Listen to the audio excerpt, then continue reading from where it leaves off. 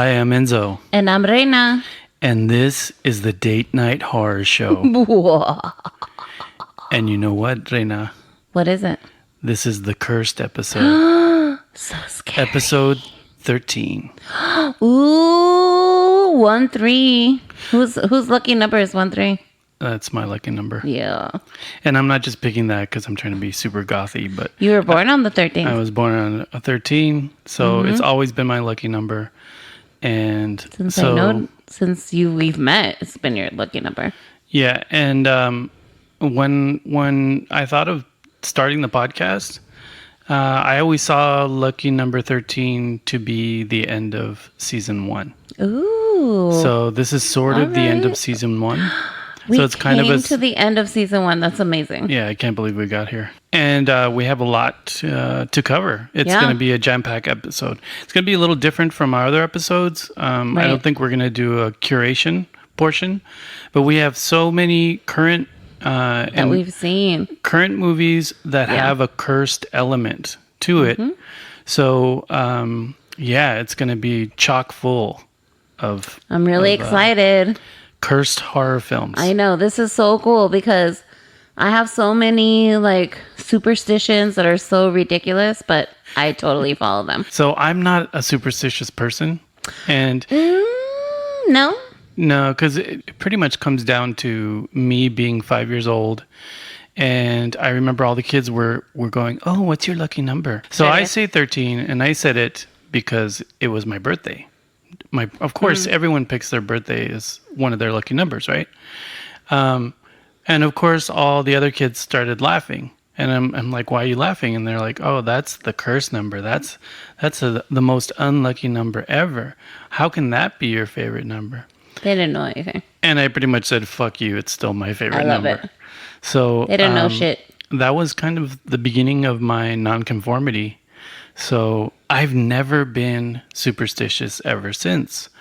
The whole cat crossing your path thing, I don't believe in that either because I love cats. So, walking under the ladder, I don't believe in that either. What about you? So I don't feel like I'm a superstitious person at all. At all. I don't think I am. Mm-hmm. But if I spill salt and then I throw it over my shoulder, yeah, I kind of feel like that's kind of superstitious, right? Don't you think that's kind of habitual, though? Maybe. You're not or when I say, but I do it. Scared. You're not actually scared of being cursed. In the back of my mind, I'm like, just in case. Just in case I don't want to be cursed. Or when I'm like, oh my God, blah, blah, blah, knock on wood, I will literally be, where's wood? Where's wood? No, I'll do that. But again, I think it's kind of just a habit. I'm not actually... Fine for you. Okay. For me, definitely it's probably habit. Or what I've been taught. Yeah. But then somewhere in the back of the recess of my mind... Yeah. Is what if I don't do it and then I'm fucked? Yeah. At the end of the day, right? Right. So, especially the salt thing, it's so stupid. I'm like... Because sometimes I'll be like, nah, I'm not going to do it. And I'm like, oh my God, I got to do it. I got to do it.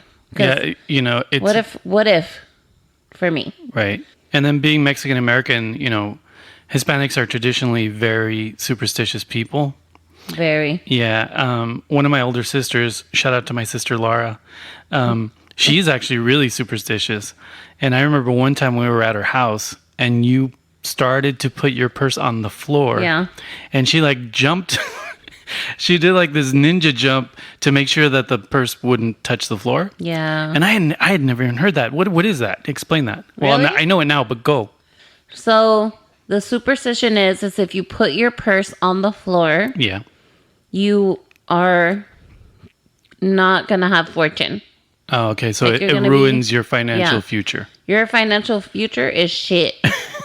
And so I've never subscribed to that because I've just always put my purse on the floor when I go to a restaurant or a bar. Yeah. I've always just put my purse on the floor. So yeah, I don't know. It hasn't really affected me, but any friend, family, anyone that is of Latin or Hispanic descent, when I do that, have They like freak a they conips, freak dude. the- Like yeah, they they freak out. See, that's the thing with all these superstitions. They're I kind love of it though. It's so funny. they're kind of pointless because in all these different countries, there's all these other superstitions that we don't subscribe to because we're not in those other countries because we don't know those other traditions. So I'm sure they think, a cat crossing the path is kind of dopey. So I found this website called mentalfloss.com, and they have a list of a bunch of superstitions from Ooh. all over the world. And I think it proves my point, what I'm trying to say about superstition, that it's kind of pointless because it's regional, it's folklore, it's, Yeah. that sort of stuff.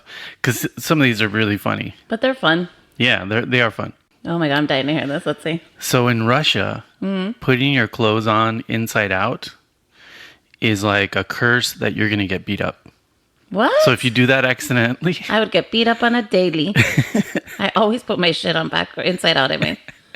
see, Oh that's my my God, point. that's It's like so funny. you've never been scared that you're going to get beat up, right? And I might now. So supposedly what you should do if you accidentally do that, you have to immediately put your shirt back on the right way and then have a friend like symbolically hit Punch you and you? hit you on the arm or something, like soft. It's like a knock on wood sort of thing. Okay, and Oh my God, that's funny. that's not even the weirdest ones, okay? Okay.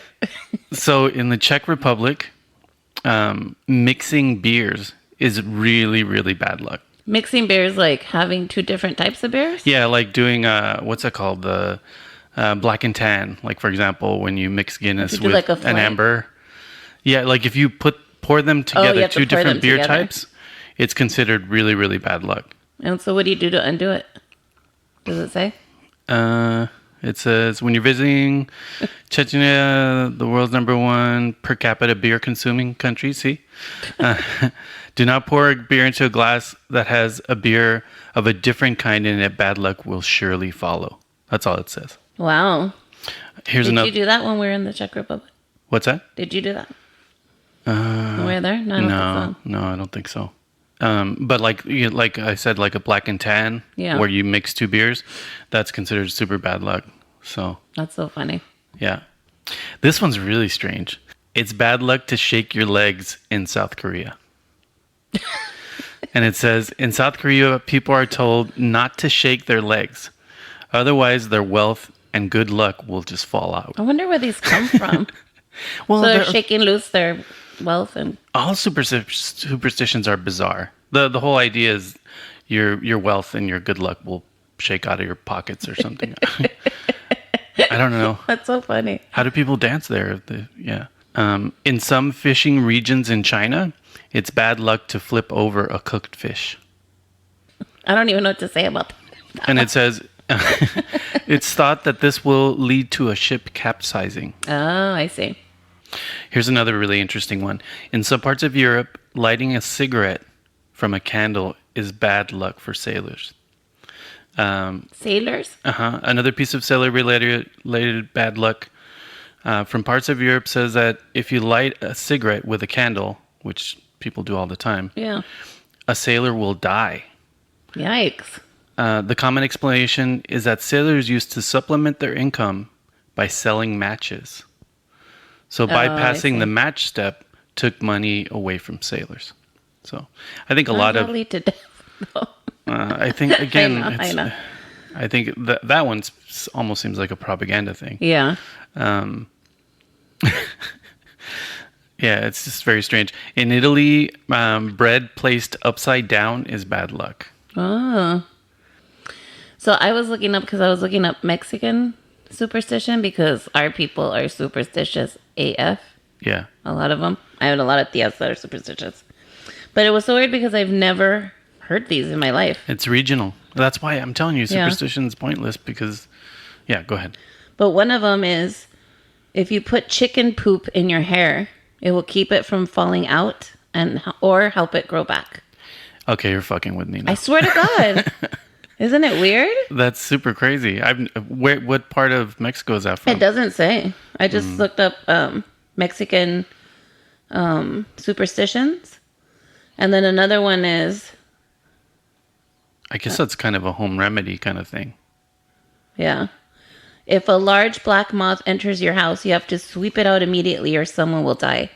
Holy shit. Isn't that crazy? Yeah. You got another one? Yeah, hold on, sorry. All right, well, you're looking one. I'll give you another one. Okay. In Sweden, it's considered bad luck to put your keys on the table. Why? The origin is really interesting. Because in the old days, prostitutes would put keys on the table in public areas to attract clients. Oh, weird. So to avoid risk of misunderstanding, a superstition arose to prevent people from doing this accidentally. So it used to be a kind of a move that prostitutes would do. Wow. Yeah, that's super strange. I have a good one. Okay. If you dare stare a dog while it's pooping in the eye, you will get a pimple in your eye. A pimple? Yeah. You know how I feel about dogs taking craps. I know. Don't look at them in the eye. Because it's hilarious. They always look so defeated and embarrassed. All animals, I feel like. Here's one from Turkey that's really interesting. It's bad luck to drink water that reflects moonlight. Ooh, I wonder why. Well, I sort of get it. You know, some people or some cultures are scared of the dark and all that. According to the Turkish Ministry of Culture, those who drink water that reflects moonlight will have bad luck. Oh, this one's great. This one's great.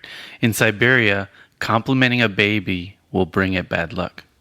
So instead, you need to say that it's ugly. So it's sort of like, you know how you tell actors break a leg? You know, it's kind of the opposite. So if you ever go to Siberia and you see a newborn baby, just go, ugh. Oh my God, can you imagine? Oh man, your baby's ugly. Oh my God. I wonder if people still do that. I don't know. Yeah, it's pretty hysterical. I mean, I had a tia she's still alive, so I shouldn't say she used to, but she used to tell my mom all these things to do. So for the longest time, my mother had the ugliest frog. Do you remember that? Yeah, I remember that. On a candlestick facing the front door. Oh yeah, remember? That's super strange. And I told my mom, "What the heck? This is so." It's like, I mean, you couldn't have picked an uglier frog little ceramic thing. Yeah, I remember that. It was a frog with like a crown on its head. It was super strange. And I told my mom, "What are you doing?" Yeah. And it was supposed to bring you fortune. Yeah. Never happened, by the way. Yeah, it's the little remnants of paganism that still kind of resides within Mexican culture.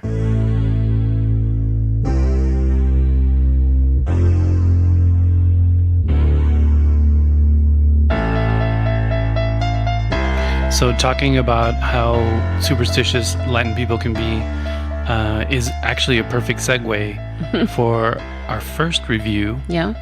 And this is VOD, Video on Demand, The Curse of La Llorona. Oh.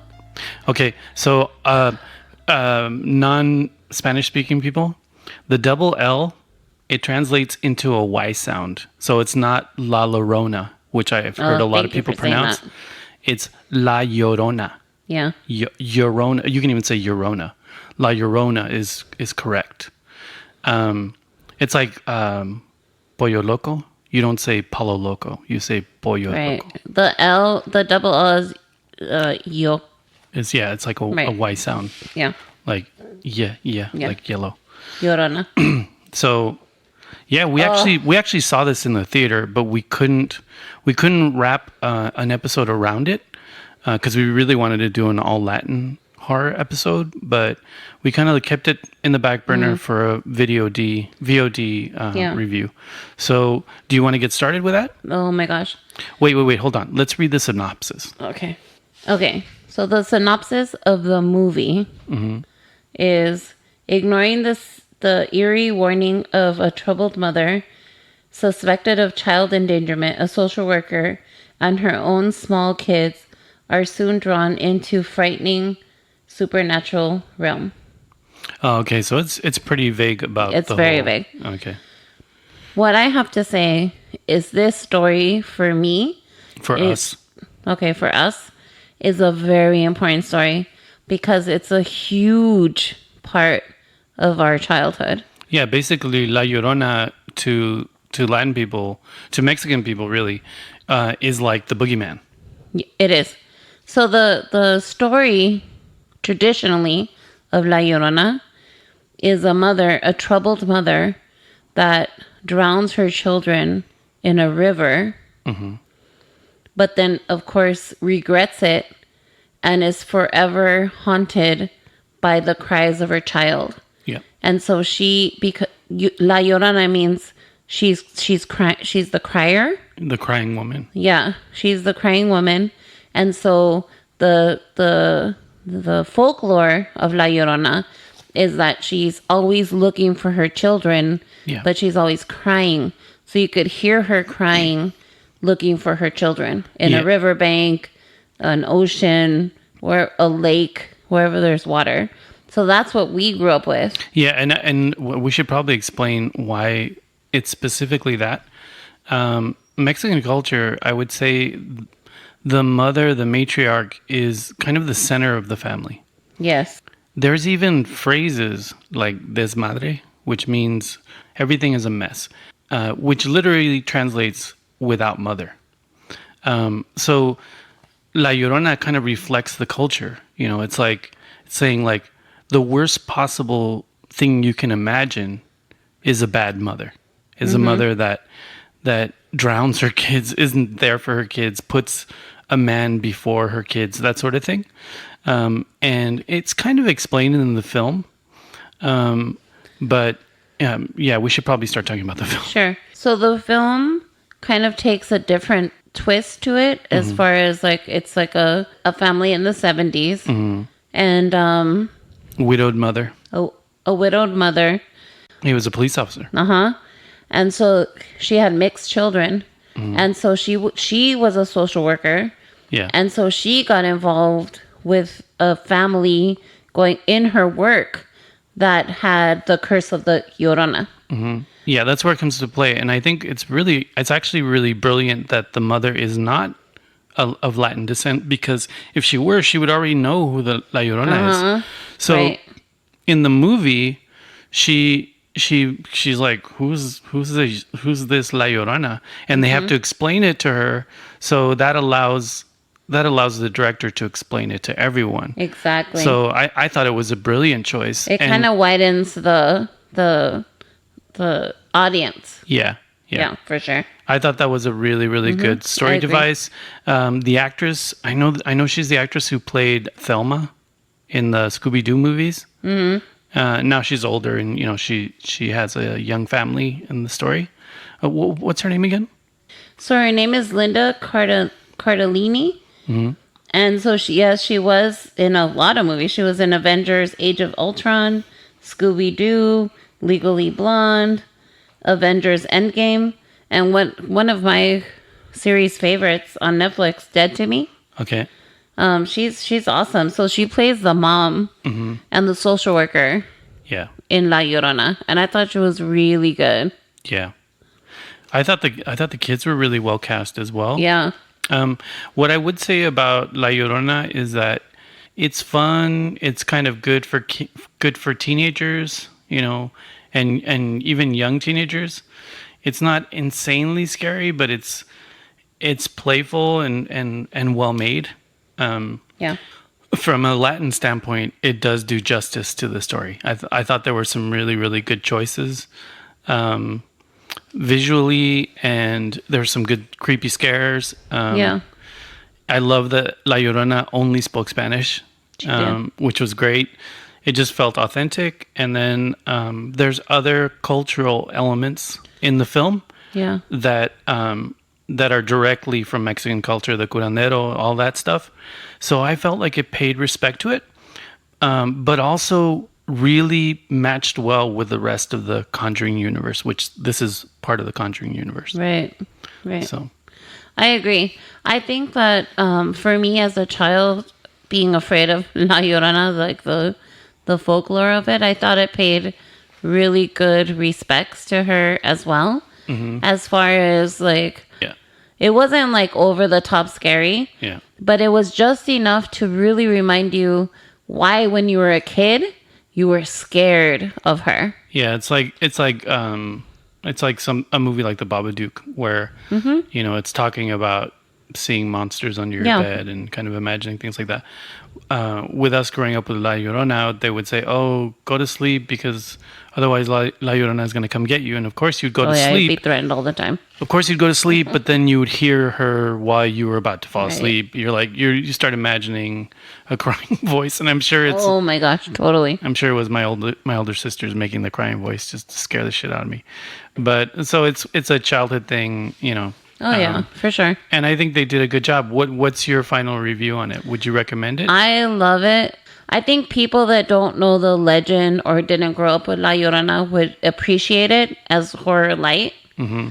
But anyone that grew up with the legend of La Llorona would appreciate it. Yeah, because it's like seeing it come to life. Yeah, for sure. You would totally appreciate it. It's a good story. The scares. Great addition to the Conjuring universe. Totally. And the scares are good. Mm-hmm. Yeah, I would completely recommend it. Yeah. Especially on video on demand. You can watch it at home. Yeah. I would recommend it as well. I thought there were some really elegant moments. Yeah. It's not as scary as I normally like. Right. It's like but again, it's kind of a teenager level, Yeah. I think it's better than The Nun was, and The Nun was massively successful. So. I agree with that. But see, I kind of don't know if it's because that's like one of my favorite folklores of all time. No, I think I can look at it separately. I think The Nun's story felt pieced together. I think La Llorona's story is a little more cohesive. It is. It's very well thought out. I feel like yeah, I agree. I think it's a very well-rounded story altogether. Yeah, so if you want to watch a movie maybe with your kids, your teenage kids, or your adolescent kids, and they like horror movies, Agreed. This is a really good recommend for video on demand out right now. So, I agree with that. Cool. It's a good one.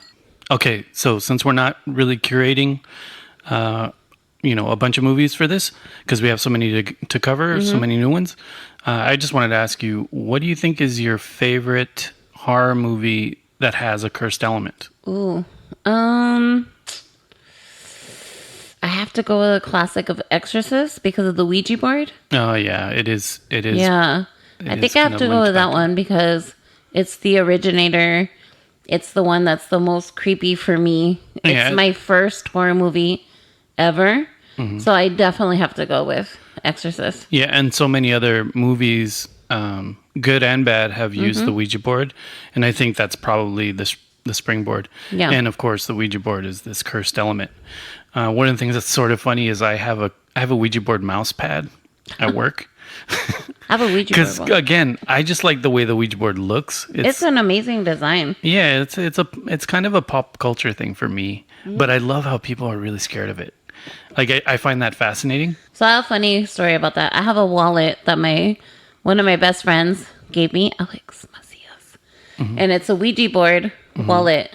And I went back to my hometown and I was paying for something. And our hometown is very conservative, very super conservative. So I took out my wallet to pay. Mm-hmm. And the woman at the register was like, "Oh, when she saw my wallet, we're like, "Oi." And then awesome. My sister, to kind of like smooth it over, was like, "Oh my God, why do you have that?" And I'm like, "What do you mean?" And she was like, "Ew, that's so creepy. Why do you have the, like the Ouija board wallet?" Mm-hmm. And I'm like, "Cause it looks like the Ouija board, like it has yes and no on it." Yeah, exactly. And so I'm like, I told them, when I'm not sure about a purchase or like a decision, you're ridiculous. I go and I'm like, "Ouija board, yes or no? What should I do?" Right. And my sister's like, "Pendeja," which means stupid in Spanish. Mm-hmm. And the woman at the register was like, "Hi." And she like checked me out the fastest I've ever been checked out in my hometown ever because she thought I was the devil. Yeah, dude. People are terrified of the Ouija board. It's so ridiculous. They're terrified of the Ouija board. It's silly. And I just see it as a pop culture image. Of course. Like the Parker Brothers Ouija board, the way it looks, it reminds me of my childhood. I know that there's all these like weird Wicca versions of Ouija boards, but they don't have the same sort of visual magic. The original is like the best one. And that one's not even the original. The Ouija board's been around forever. Yeah. But it's the pop culture. It's sort of like the Operation Man. Like he has the same sort of thing for me. Yeah. But the Ouija board has the mystery, and I love that it scares people. So it's so funny, though. It has the horror cred. So. But I felt very gangsta because anytime I can freak out the people in my hometown, I'm all about it. Yeah, I don't think that's difficult to do, especially when you're walking around wearing black all day. So I told you mine. What's yours? So it would probably be down to two movies. Okay. It's a two movie answer. So if it has to be a cursed item, then it's definitely Hellraiser. Oh, very good. The puzzle box. All you horror nerds know what it's called, the lament configuration. I love. That's a good one. It is like the perfect cursed item. So that would be my answer for an item. My favorite cursed. A movie with a curse in it would probably be The Grudge, Ju-on. Oh, interesting. And because I just love that no one can get away from it. Like the curse is so profound that any sort of contact with that house and that curse, you're done for. So wait, let's go back to the box. Okay. What is it about the box specifically? Like, is the thing that really just like is your thing? I love it has a gilded quality. It looks antique. And I even like when we go to antique shops and I find old items. Yeah. There's a certain mystery to them, and I call it a gilded look. Yeah. Like a handcrafted, like a watchmaker sort of look. Right. So it's that, and I love how horror fans can wear a T-shirt with the lament configuration on it, and everyone knows where that's from. Oh, okay. Even non-horror fans know where that's from. So yeah, I would have to go with that. So. And then The Grudge, like, what is it? Like, what's the pinpoint? Like, what's the scare for you? It's that you can't get away from it. Yeah.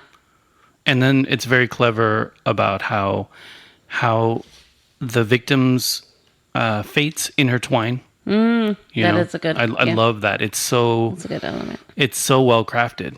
Right. It's like a great episode of Seinfeld. Yeah. But of course, from the horror side. So. Right.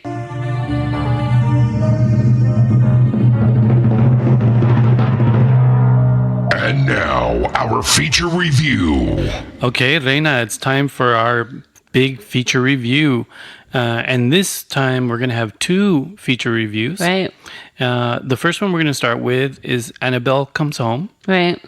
Do you want to read the synopsis? Well, babysitting the daughter of Ed and Lorraine Warren, a teenage daughter and her friend unknowingly awaken an evil spirit trapped in the doll. What is Annabelle? Yeah, so I guess. Yeesh. So if you're a Conjuring fan like us, you had to go see it. Right. One thing I would say right off about this film is that there's a chunk of the movie that involves Ed and Lorraine Warren, which I really like those characters. And it kind of elaborates more on them. And that was probably my favorite part of the whole movie. Yeah, I would agree with that. What are your thoughts about it? You're not going to like this, but I felt like it was a dumbed down version of like a teenage horror movie. Yeah. No, I can agree with that. Yeah. Which was unfortunate because I think those characters are really awesome. Mm-hmm. Lorraine and Ed. And it would have been really interesting to see their daughter. Yeah. And what that means as far as, their horrors and, that basement full of shit that they have. Yeah. That they've collected over the years. Yeah. And they had this annoying teenager friend, peripheral friend even, insist on knowing what was down there. And that was kind of, I don't know, it just didn't flow for me. Yeah, and I think they tried. I mean, I think the young girl has motives for why she wants to mess with all that stuff, but it didn't quite hit the mark. It didn't. I think it could have, but it just didn't quite get there. One of the things that I would say about the film is it had major pacing issues. Oh yeah. Like there were moments where it was just this dull grind. Like You're like, get me to somewhere, get me to somewhere, get me to somewhere. But I think it was also because the characters, you didn't really care about the character because the only character I cared about were the Warrens and the daughter. Yeah. But the one that was like curious about, what was down there, what it all meant. You were frustrated. Seems so superficial. I do feel like we need to mention the daughter, the actress that plays the daughter, the Warren's daughter. McKenna Grace. Yeah, because she's been in Haunting of Hill House. She played young Theo. I've seen her in a couple other things, and she's a really good dramatic actress for horror. And then she's young. She's this young girl. I see her doing a lot more in the future with horror. She's come down. She was really likable. Yeah, she was really likable and really good in the role. Yeah. She looks haunted. She's and she looks like she could be their daughter. I love Vera Farmiga and Patrick Wilson. Vera Farmiga, of course, from Bates Motel, one of my favorite series ever. Yeah, they're amazing as the Warrens, and I think casting McKenna as their daughter was a really good choice, not only because she's already been in a bunch of haunted, Yeah, but she's a good choice for that could actually be their daughter. And the Warrens they're controversial figures. There's a lot of people out there that consider them kind of quacks and charlatans. They kind of preyed on people to make money and to become famous. And what I love about this movie is that they mention that. They actually mention that in the story, which I thought was a really cool choice because, just to be clear, I like them as characters in the series. I think they're a good anchoring couple in the series. I haven't researched them as people, and I don't know enough about them. But I really like them in the center of the Conjuring universe. That's what I would have loved to seen in this movie. Is more about them and their daughter together, working together to because they weren't really in it. Like they were in it for a minute, and then it moved over to a teenage friend. Yeah, which was it kind of lost me there. Yeah, I would have loved to have seen them with their daughter. Experience Annabelle.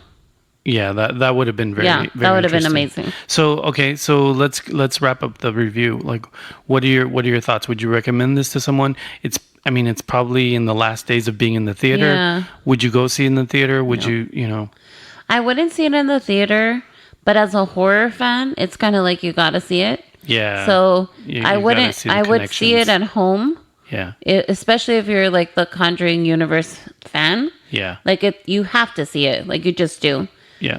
Because it's not horrible. Yeah. It's okay. Yeah. So I would definitely recommend that you see it, especially if you've already seen all of the other ones. Yeah. But I wouldn't go out to the theater to see it, but I would definitely at home see it. Yeah. I think my review is similar. It's not one of the better Conjuring universe films. It does tell more about the Annabelle story. It has some interesting parts with the Warrens and their daughter. Yeah.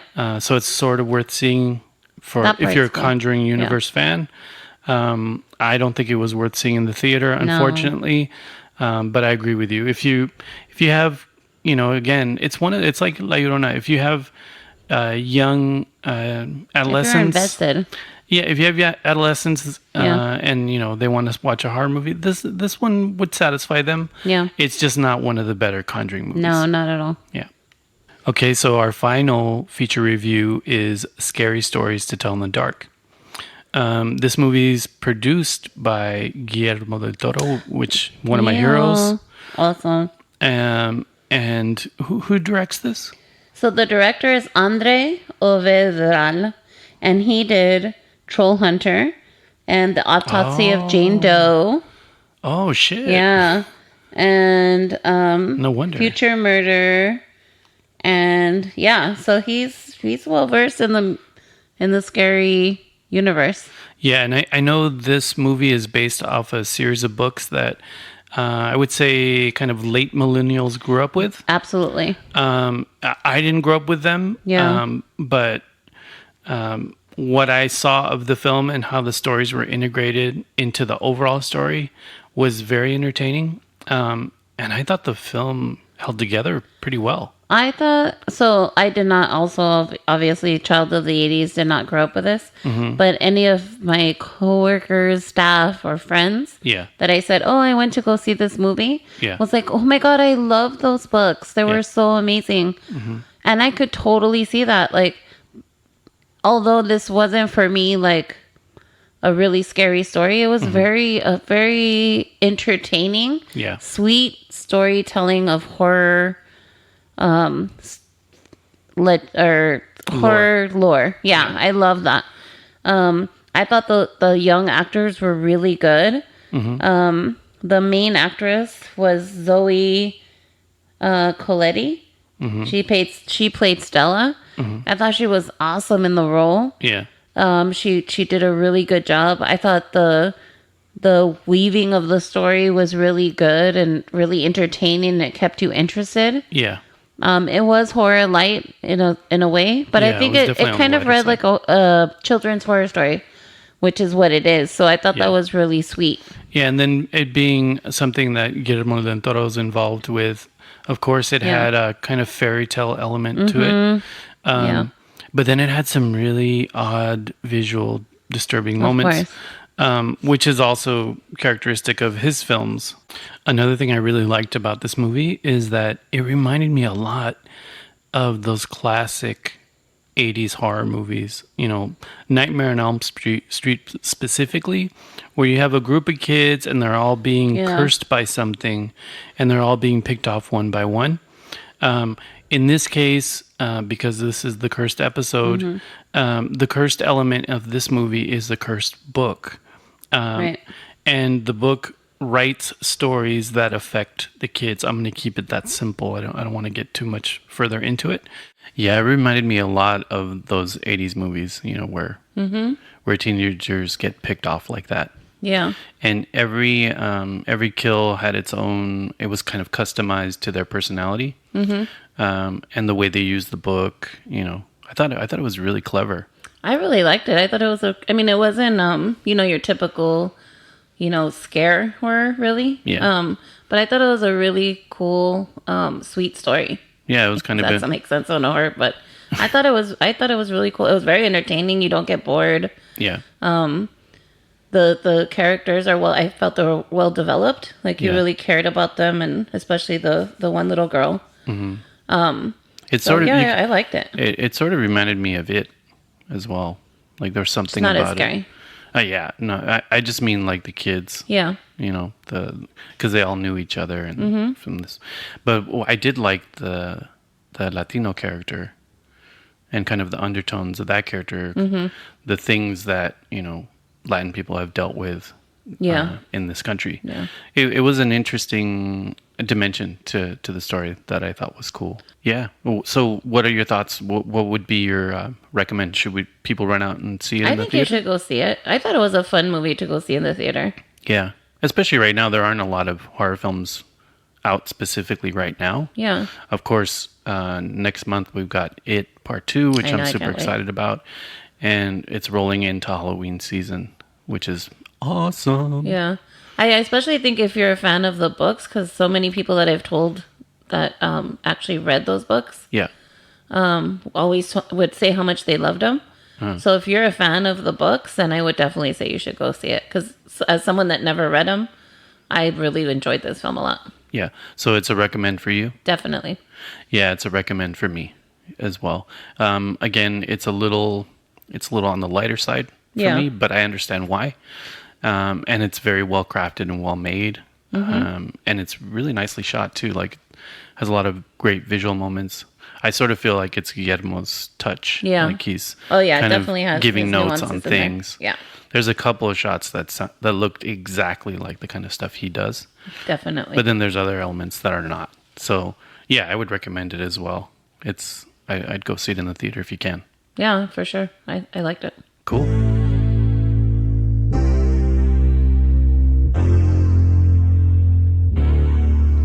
So that's it for this episode's reviews.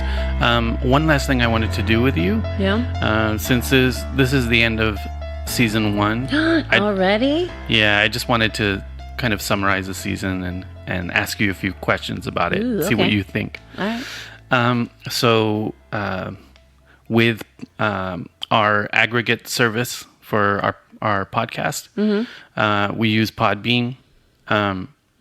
I can tell which episodes are more popular than others. Oh, okay. So I wanted to ask you, what episode do you think is the most popular out of all our episodes?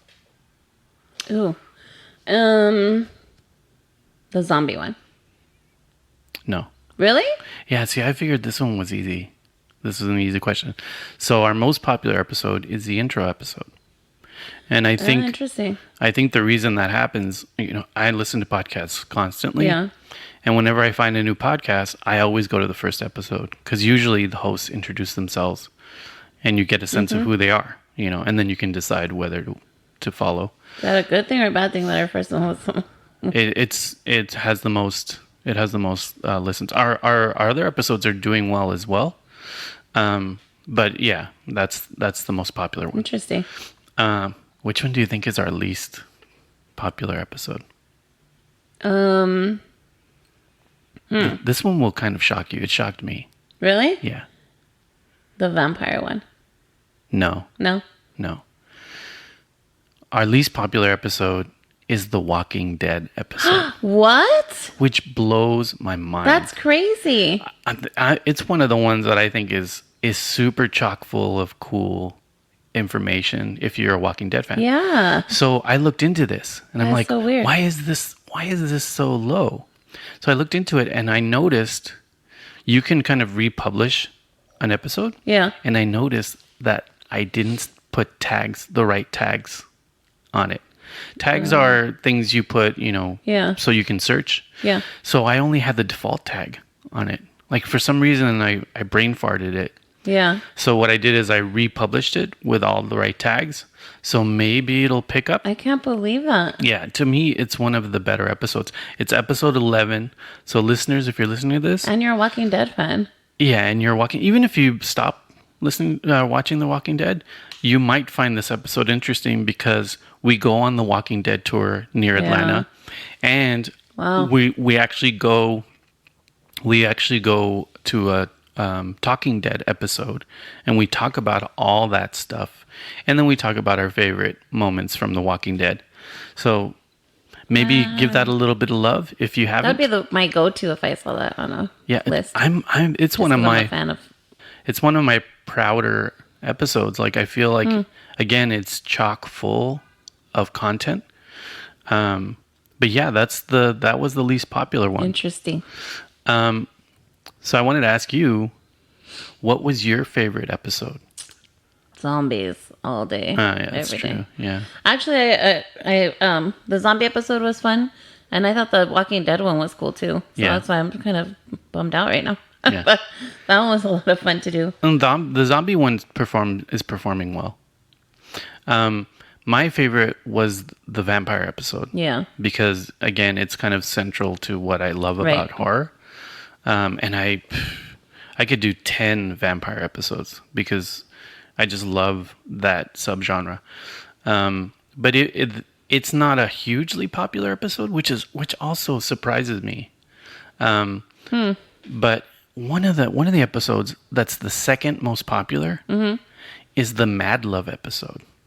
And we talk about like horror movies that have an obsession or love or lust. For some reason, that one does really, really well. Maybe because of the title. I guess. I don't know. I don't either. It's this thing.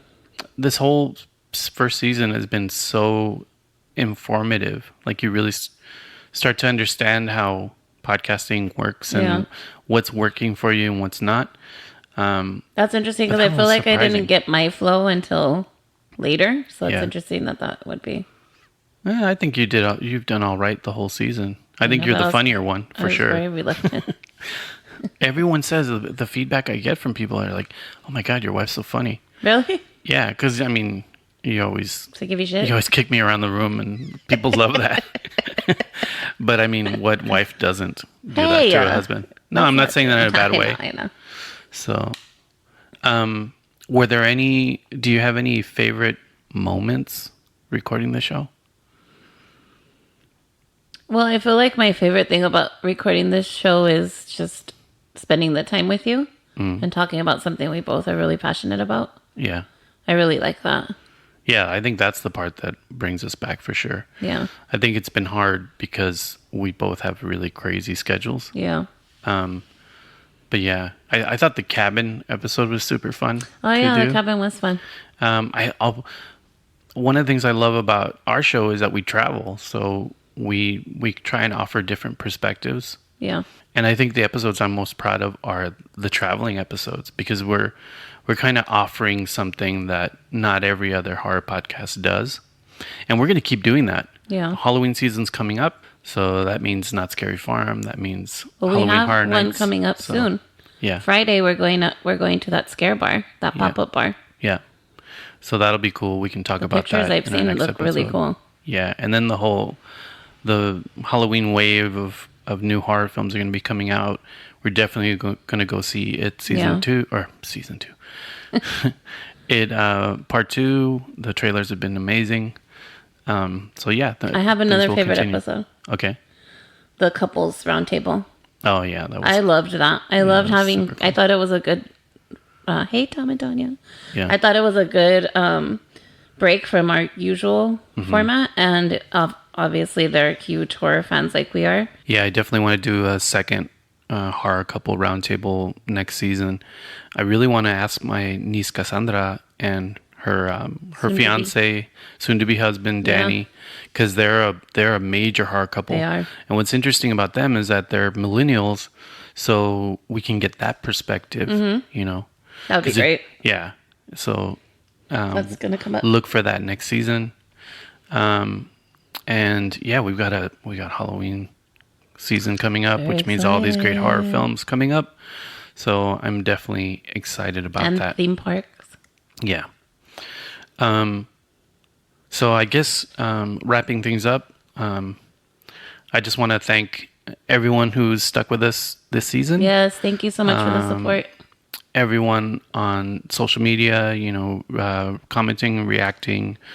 We just want to thank everyone who's listened to the show, even if it's just one episode. Yes, thank you for your support. Anyone who's shared the show with your friends, anyone who's reviewed the show, it's a huge help for us. And it's awesome. We're getting this little Yeah. group of listeners and supporters, and again, we can track all that, and it's from all over the world, which is super cool. And leave us a comment. What would you like us to review or do for season 2? Some suggestions. That would be cool. Yeah, we have a list of ideas, but we can always add to them. So on Facebook.com, you can find us. It's facebook.com/The Date Night Horror Show.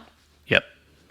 And on Instagram, it's at Date Night Horror Show. Twitter. On Twitter, it's at date_horror. And the main hub is our own website, Yeah. thedatenighthorrorshow.com. And you can see a bunch more. If you want to know more about us and the show, you can find it all there, and you can find every episode there. We're on Spotify. And we're on Spotify. We're on everything. Yeah. everything. Like we're check us out. essentially everywhere. So if you use Castbox, we're there. If you use whatever you use to watch, to listen to podcasts, we're most likely already there. And please, if you love the show, the biggest thing you can do for us is go to iTunes or Apple Podcasts and review it. Oh, yes, and leave a please. written review. That gives us so much more exposure. we're starting to see the rewards of that. Awesome. So if you guys can do that, I'll try to leave a link in the description of this episode for reviews. Perfect. Yeah, that would really help. And one more last shout out. I want to do a shout out to our voiceover announcer. Yes. I call him the date night grounds creeper. Oh, I like that. So like the creeper. Yeah, I like that. His name's Rob Banks. He's so awesome. if you go to robbanksvo.com, this guy is so versatile. Mm-hmm. Like he can do any sort of voice. And to me, because he's so good and so professional, he's raised the production value of the show with all his cool introductions that we use. So a big shout out to Rob. Thanks again for doing all the awesome voiceover work. He's also really great to work with. Yeah. So thanks again, Rob. I think that's That a it. wrap? Yeah, I think that's a wrap for the cursed episode 13. Okay, cool. Scare you later. Bye-bye. The Date Night Horror Show is written and produced by Enzo and Reyna. All music written and produced by Enzo. Find Enzo and Reyna online at thedatenightHorrorshow.com. Do you love the show? Then share it with your horror-loving friends and help spread the word.